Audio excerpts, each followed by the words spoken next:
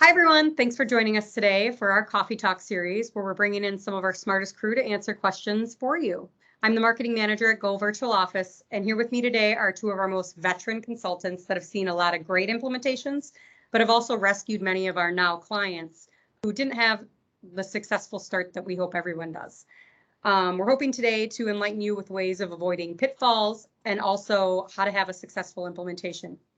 So if you have any follow-up questions to this, we can always reach us on our website, and then we'll get in touch with you as soon as we can. Let's start with introductions. Hi, everybody. My name is Andy Zinkel. I am the Director of Delivery Services at goVirtualOffice.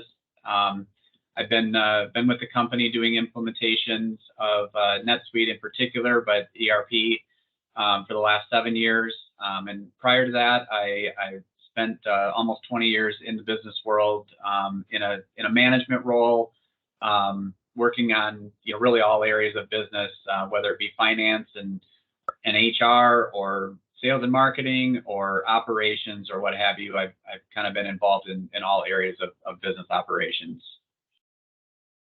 Good morning, everybody. My name is Jamie Stroik. I'm Director of Client Success and Sales here at goVirtualOffice. Like Andy, I've been doing this now for 7 years. Started off the first 5 years very much hands to keyboard, a lot of different implementations, both new and rescues. And the last 2 years migrating more towards the sales side of things. And really enjoy that aspect of things, really talking to clients, understanding where you at, where do you want to go, and making sure that I bring some of the best practices that we have at GVO here to bear on your implementations. Like Andy, prior to coming into GVO, my background is manufacturing and distribution for 15, 16 years. So good to talk to you all today. All right, thanks, guys. Well, let's dive in. So starting off, what are some general tips for a successful software implementation? Yeah, I would say it starts with data. For me, it always seems like clients underestimate the amount of effort and the impact that data has on an implementation. Clients really need to understand where the data needs to come from, and what data actually needs to transfer over into their new ERP. As they look at where the data is coming from, they need to understand what format is that data going to be able to be provided in? Is there cleanup that needs to be involved? And really, this is a great opportunity to clean up your data. You may have been using your old system for 20 years, and now is a great time to go clean up some of that data, get rid of things that aren't relevant anymore. Update formatting and so on, and bring it into the new system with really good, solid, clean data. The last thing you want to do is start in a brand new platform with bad data. So that's the first thing for me that comes to mind. I think another thing that we see is clients will underestimate the amount of effort that goes into an implementation. Obviously, we're working with clients as their partner, right? We're here to help them, but we also want clients to understand that there's a level of effort on their side that goes into it. There's collaboration meetings that they'll need to have with us. There is some of that data work that I just mentioned, and just organizing and providing examples of scenarios and working with their team internally to prepare for the implementation and ultimately the go live. So there is a fair amount of effort that goes into it, and clients are as they take on an implementation, they have their day-to-day work to do as well, and so they're taking this project on it as a very significant project on top of their day-to-day work. So to plan accordingly, make sure they have resources aligned, and really have a real key stakeholder on their side that can really own the project on their side and can facilitate communication between the partner and their own team. Yeah, I agree with Andy on the data point, on all of his points entirely, but data is one where people underestimate that. And it's one of those where we can do the best job in the world, setting up, integrations or configuring your environment. But if the data isn't there to drive it, it's really pointless. So that's where you really do need to spend time. And my advice on that note as well is, at the end of the day, our team is doing this each and every day. Rely on us and our best practices to come to bear.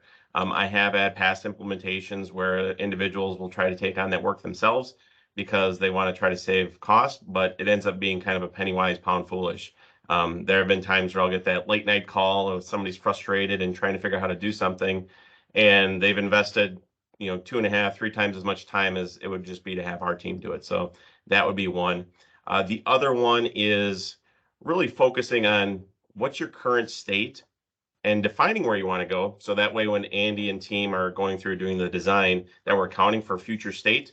But if you have a process that you're thinking about a process that you don't currently have, really trying to make sure you understand, do I want to tackle this during my implementation or do I want to tackle it after my implementation?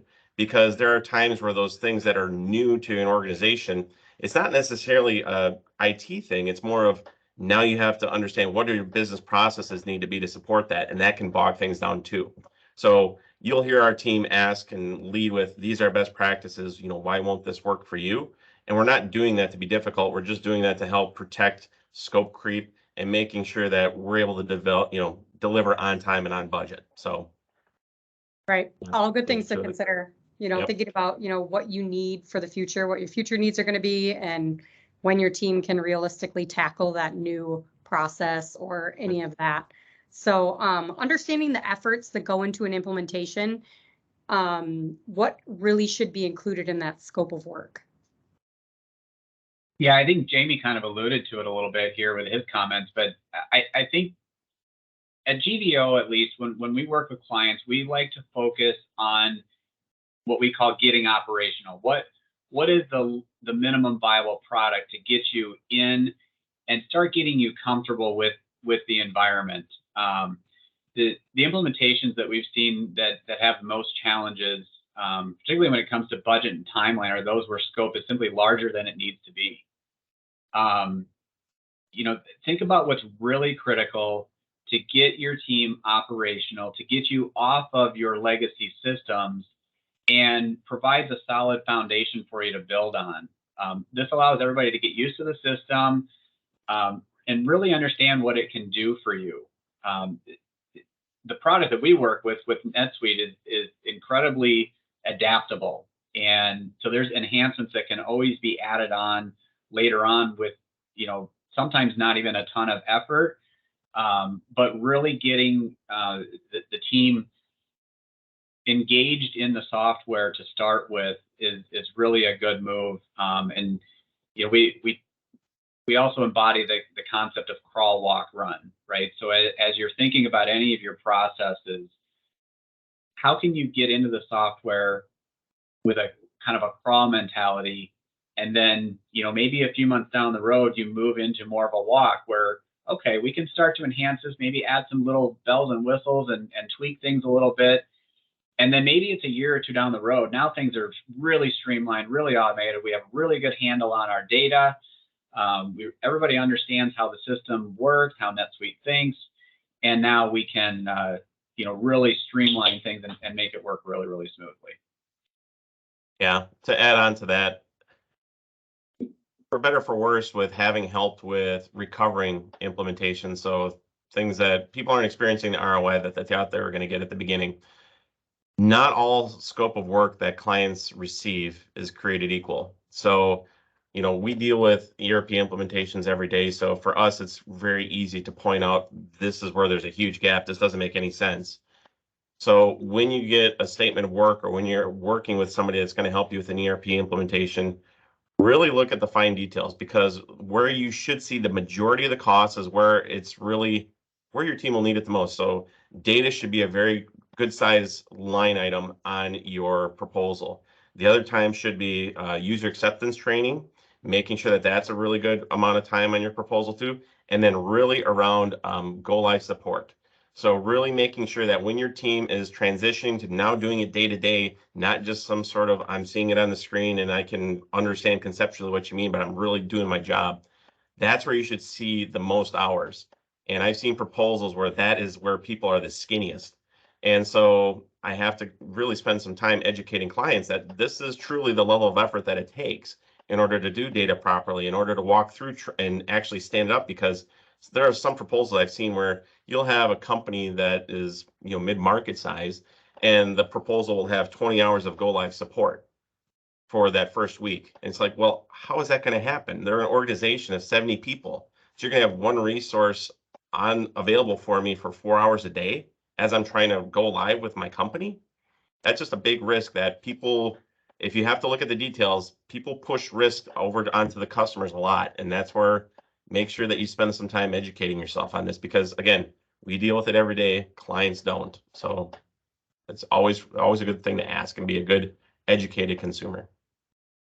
Yeah, Jamie, you hit on go live support, and I think in terms of scope, that's all the more reason to keep the scope as small as possible. At go live, you have, it could be 10 users, it could be 100 users that are trying to learn a new system, and you don't want them drinking through a fire hose. You want them to be able to take on things in bite-sized chunks so that they can still do their day-to-day work in addition to learning the new software. But if they have to learn a ton of new things in the software and do their day-to-day work, they're going to get swallowed up and not be able to keep up with their work. Yeah, and I think ideally, when we set up a customer on an ERP, we have a clean slate, we're implementing it all. But do you know, in some of those situations where they're considered our search and rescues, where somebody comes to us and, their whole team's struggling and we're trying to help them bail water, if you will, how do you avoid those pitfalls and avoid those issues that can happen with an ERP? I think a lot of it comes down to communication, making sure everybody's on the same page with what needs to be done, and how the system needs to operate. That's really critical. I think, a common issue that we run into in implementation is that, not everybody is aligned with what needs to happen. You've got your end users that they're kind of in the dark because they don't really get brought into the project until the end. And I'm not advocating and saying we should be bringing everybody into the picture early on. I wouldn't suggest that by any means. But those people that are defining the requirements at the front end need to have an understanding of what those end users need to have happen as well. And there's a lot of times a little bit of a gap between maybe what gets relayed in the sales and scoping process and what really needs to happen. And in some cases, it gets a little bit messy around go live, or even at that UAT time that Jamie mentioned. Users get in the system and say, wait a minute, I don't know how to do this. It's not going to work for me. But it just identifies potentially a gap between what needed to happen and what actually was created. Yeah, I think that's valid. I mean, to add on to that, other things that I will see happen is there are times where people will use an ERP implementation to kind of bring up other things that aren't even ERP related. And it really comes down to change management. And so somebody has an axe to grind, and all of a sudden now they have a new and friendly ear to see if there's a chance that I can get my pet project in place. And that's the point where a good consultant will have the wherewithal to, be polite, note those changes, but then follow up with who's ever in charge of the project to really understand, is there ROI here? There are times where people will call up like, hey, this exception that happens twice a year and the system needs to be able to do it. And you find out there's just no ROI for us to put it in the system. So that's the exception. So on that one day, you're going to have to do something non-standard, and it's okay. But leadership has decided that it's not worth the custom development to spend whatever, 15, 20 grand to make it easy for you. Sorry. And so those are the conversations that you have to have. The other thing that also comes up, frequently, be an impact are making sure that you understand if you are asking for any customization, defining what are the cases that it needs to meet. So if I'm asking for this NetSuite to do this, it needs to do this, this, and this, and trying to do your best to understand what those rules are. Because once you start having hands to keyboard and you're actually experiencing it, you'll be like, oh, what about X? What about Y? And it's like, okay, well, you didn't tell me that at the beginning. We can do it now, but just realize that changes once you've already set the plan are going to require potentially a change in date or a change in cost. And there's nothing wrong with that. It's just a matter of, well, we're learning more as we go along. You didn't tell me at the beginning, and I made an assumption. I know more now, so now things have to update. On that note, too, the other one is, we're setting a plan with certain dates. And this will happen a lot where it really comes down to like data, is people will miss a deadline on data, 8 ways to Sunday. And like, oh, I know you need to have it on Friday, but I'm not going to get it to you next Wednesday. Can we still do everything on time? Well, maybe not. So don't make the assumption that all of a sudden the GVO has built in all this fluff time to account for people missing their homework. There comes a point where, yeah, sometimes you can, it's okay. But there are certain points where it's just like, no, needs to happen. A good use case I've had, I'm sure Andy has lived this too, where you'll have go live date and like, okay, as you're approaching your go live, I need you to hit these dates. And if you don't, it's going to be weird. And I've had that happen where somebody will miss their go live date. I've already had travel plans and booked. So that first day, I'm literally sitting in their conference room, loading their data that they missed. And they're looking at me like, well, what did you do? I'm like, I don't know what you want from me. I have to have this in here for this to work. So it gets a little awkward, but you have to talk through it. And you guys have done this 100 times, implementations. You've been through so many. I bet there are a lot of key best practices that, we can kind of name off some of the top ones that you guys think are really good to keep in mind. There's a couple that come to mind for me, I guess. Jamie kind of alluded to it a minute ago when he was talking about test cases. Be careful not to build out your system to automate for every potential use case, right? Build toward the 80-20 rule. Yep. Build your system to work for the 80% use cases, and those 20% use cases that are kind of oddballs that happen twice a year, manage those through some kind of exception process. They probably still need to be discussed to make sure that the system is going to work, but it doesn't mean there has to be an automated process because it only happens a handful of times, throughout the year. The other best practice I would say is and I kind of alluded to it a minute ago with communication. I think communication is so critical in the implementation. I know Jamie, you talked about meeting deadlines and such, and regular communication around those deadlines and the next steps in the project. Our best practice that we do at GVO is we will set up a weekly standing meeting that it's intended to let's just talk about status. We're not going to dive into any particular process area necessarily in those meetings, but really let's make sure everybody's aligned on where the project is at, what things are getting completed, what things are being worked on, what needs to be looked at down the road, what meetings do we need to get on the calendar before calendars fill up and all of a sudden we can't coordinate on meetings between 20 different people because we need a bunch of end users to come in and watch a walkthrough or what have you. So having that regular communication, both internally and externally. We meet with the client once a week. We also meet as a team at a scheduled time each week, as well as certainly some ad hoc conversations throughout the week, but really maintaining those open lines of communication to make sure that everybody's aware of where things are at and how things are moving forward. Yeah, I agree. And just to expand on that just a little bit, what I would also advocate is having one person on the team at least that is in charge of the project. And it doesn't have to be necessarily senior leader, depending on the company size, but you have one person that is, when we have a question, we know who to go through. And if there's a conflict of opinion, that is the person who's basically going to make the decision and tell us it's going to be this way and not this way. In addition to that one person kind of being the point of contact, also having the support of whomever leadership is of that individual, because there will inevitably be times where they may not have the authority because they're trying to manage, horizontally.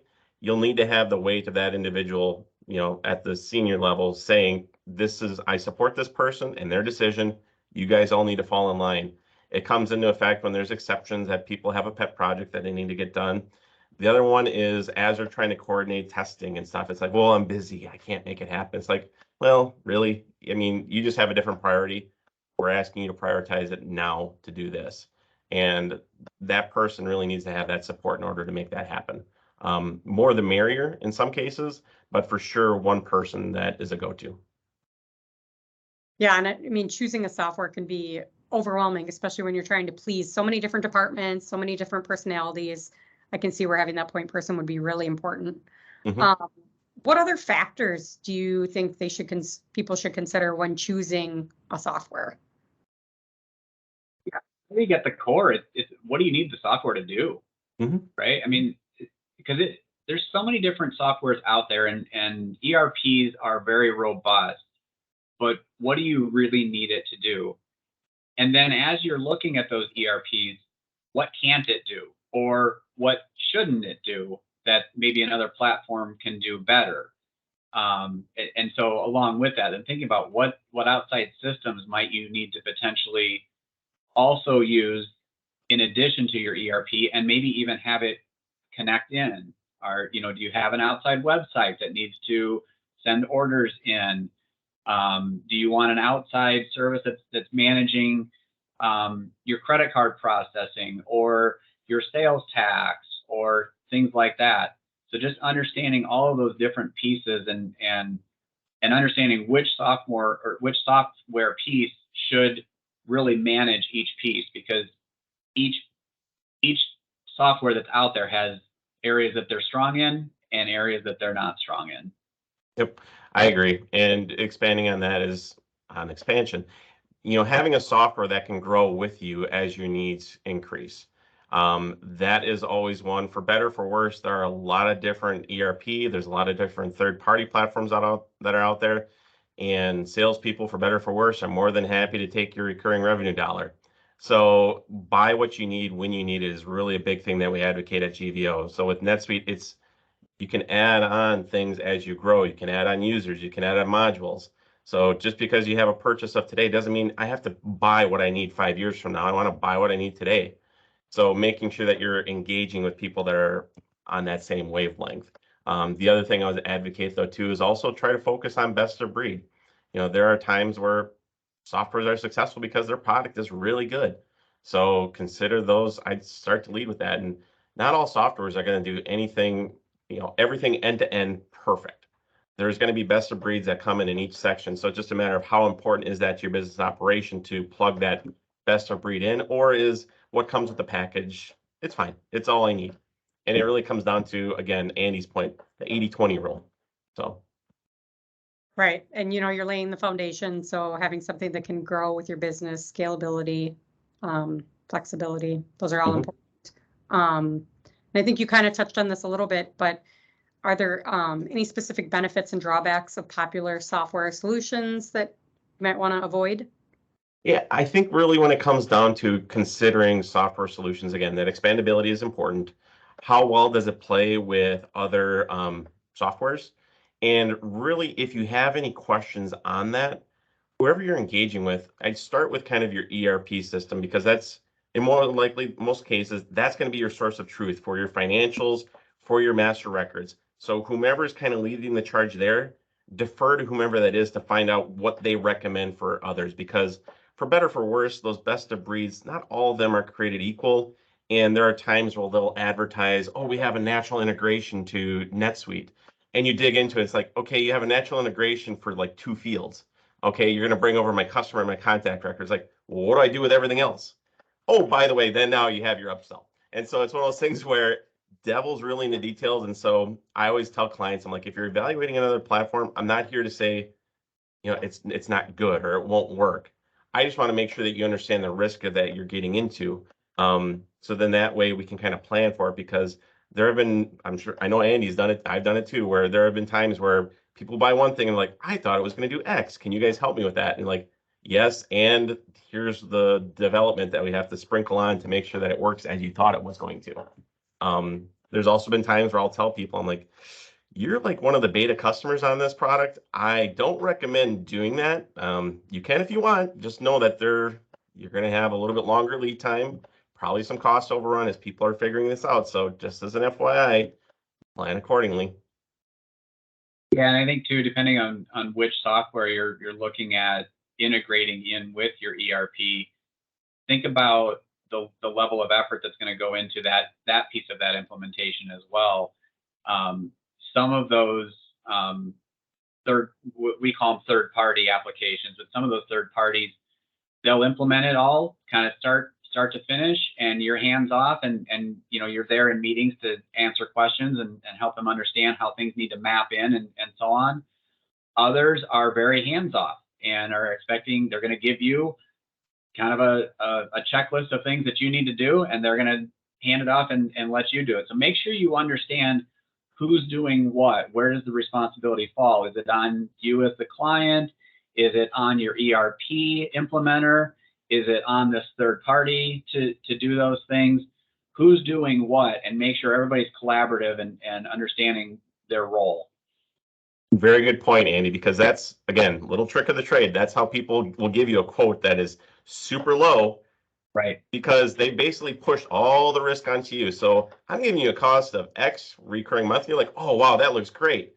Oh, by the way, now I'm incurring $20,000 worth of time and cost to now implement it myself. And I don't even know what it does. So devil is very much in the details. Make sure you ask lots of questions. And what it comes down to for Andy, like he said, is just the cost and who's responsible for what. And even if you don't deal with it every day, you'll have the wherewithal to know your spidey sense is tingling like, man, why is this person not talking about this? This seems really weird. That's where you really just need to peck away at it. Yeah. All good points. And I think we've all been in that situation where we feel like we've been oversold a little bit. It's never a fun spot to be in. So asking a lot of questions is definitely important. No, and that's really what, I mean, we always try to advocate, we're here for the long-term relationship, and you don't establish a long-term relationship by only thinking about the initial implementation. It's like, okay, I want you to have a positive experience now, but we also want to be able to talk in 5 years. I don't want to burn that bridge. I want to say, how are you doing? How's the family? I love those. I mean, to this day, there's people that, we implemented, when I first started, still talk to them. How you doing? They'll remember my family. I love those conversations. And so you don't get there by sandbagging somebody. For sure. So other than asking a lot of questions and making sure that you're really getting into that scope of work and understanding where the responsibilities lie and all of that, are there any other things that you can do to ensure that the software will meet your business needs? I would always start with trying to find out, how many times if you're working on a software, either an implementer or the software itself, trying to get an understanding of what's your key customer. Is there a certain industry that you play better in? How many times have you implemented that? Again, trying to ask that beta question and understand kind of the level of knowledge, because once you start playing in a certain space, it should be second knowledge. People should be able to rattle off answers for you very quick. And if you have that long, awkward pause, give somebody time, because maybe you're asking for a process that is custom, that doesn't come with the software. That's fair. But if they pause too long, they should be saying, I'm thinking of the response for you. But if they're like pausing because they're essentially a quiet acknowledgement that it doesn't do what you need to do, well, that's where you need to, dig in. So always ask for references. They should be able to provide those to you. Okay, that's a good idea. Yeah, and I would say too, don't make assumptions. Don't assume a software is going to do something. Just because your old software did it this way does not mean any new software is going to do it exactly the same way. Each software is different. So if you have a process that is very critical to your business, make sure you're communicating that. It goes back to what Jamie was alluding to with the test cases, right? Understand what your key things are that need to happen, and make sure you're communicating and validating that those things will be able to be accomplished. Yep, very good point. So one of our last questions is just something that we've touched on a little bit is, all the red flags. Like, there's typical red flags when you're interviewing a prospect to come and work for you. What are some of the red flags that maybe we could call out to prospects or to people that are investigating companies or whatever, any of those red flags that you think that they should know about? I think two that come to mind, Andy, you can chime in if you think I'm wrong. One, the first one is if it sounds too good to be true, it might be true. It might not be true, so dig in there. The other one that I would advocate, and I think this is probably more of a personality profile than anything, but as you're going through the sales process, make sure that you're engaging with somebody on their technical team and to just kind of understand like, hey, it's not just a sales response that I'm getting. I'm not always getting my yeses. I'm getting some no's, and understanding those no's and being comfortable with it, with just like what Andy was saying. But the reason I said the personality profile comment is usually when you talk to somebody who's doing IT, they're usually very technical, very rules oriented. They're very dry. They're not really salesy. And so usually you'll get a very frank and honest answer. So that's why I would try to advocate for having that too. Yeah, I think make sure that you're getting a response from your partner that is giving you confidence that they have the ability to manage the size of your project. Some of the rescues that we've taken on, it's been because the client signed on with a partner that just wasn't equipped to manage the size and magnitude of their project. So, dig in and ask some questions around that and make sure that they have the staff and the experience and expertise to really handle the size and magnitude of your project. There's a lot of mom and pop shops out there that say they can do this type of consulting, but they may not be equipped to do so. Yeah, I would expand on that just a little bit too, is the expertise part of what Andy just said is very key. So just because, you're a smaller shop doesn't mean you can't do it. But on the same token, just because you're a large shop, same thing. Larger shops will, they're going to have lower cost resources that could be offshored, and that's how they're getting you a certain price point. And there are certain aspects of an ERP implementation where, yeah, you don't need to have the highest cost resource to do it. However, it's where it becomes unique to you or where you're doing integrations that's that expertise that somebody has done this before. That's really key to ask that. Sounds good. All good points. So having a good confidence in the partner that you choose and industry knowledge. And, I think we all talk about this every day is, we're there long after the handshake, right? Correct. And so just knowing it's an investment and we become an extension of your business, and that's how it should feel as you go through the process. I totally make sure agree you with like that the sentiment. people you're going to be working with. I know, Yeah, you're going to have a lot of time with them. Yeah. All right. Well, thanks, guys. I really appreciate you taking the time out of your day to answer some questions. And follow us on social and feel free to reach out on our website. We are always here to answer your questions. And we look forward to seeing you again on one of our next installments of Coffee Talk.